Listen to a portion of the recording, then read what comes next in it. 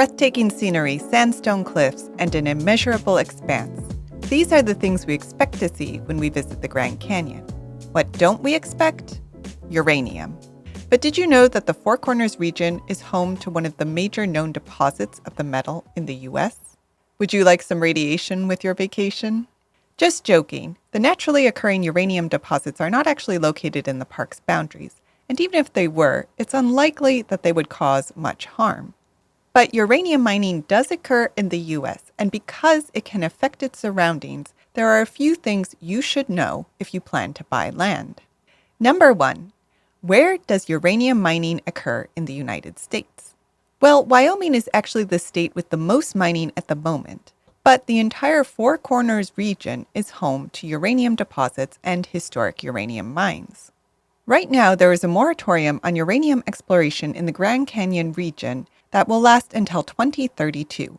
But a recent 2022 attempt to permanently ban uranium mining in the region quietly died in the Senate.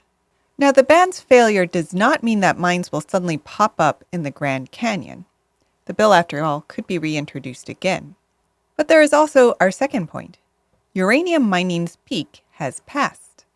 In the 1980s, most mills collapsed due to falling prices and safety concerns. The days of Dr. Strangelove are long gone.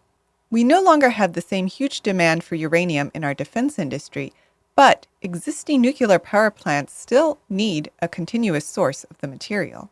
Which leads to point 3.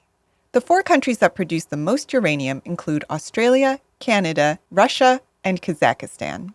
And these countries are where the U.S. sources most of its material. But in the midst of the Ukrainian conflict, there is a growing need to find an alternative source for uranium that previously came from Russia. Fortunately, or perhaps unfortunately, our fourth pointer tells us that the U.S. uranium mining industry could see a revival. If uranium prices rise or new technology lowers mining costs, there are a number of existing mines that could either be expanded or reopened throughout the western U.S.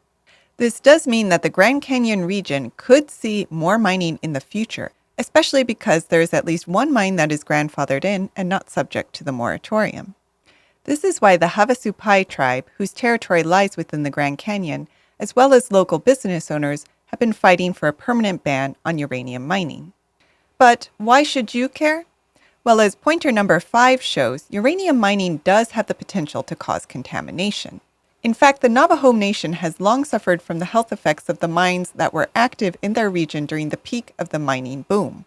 And according to one ProPublica article, approximately 84% of the old uranium mining sites have contaminated groundwater.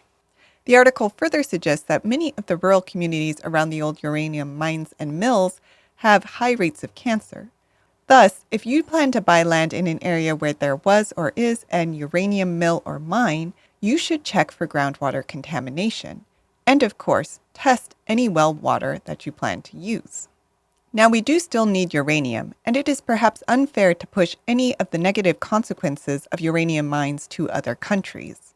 There are also more regulations in place today regarding the disposal of uranium mill tailings.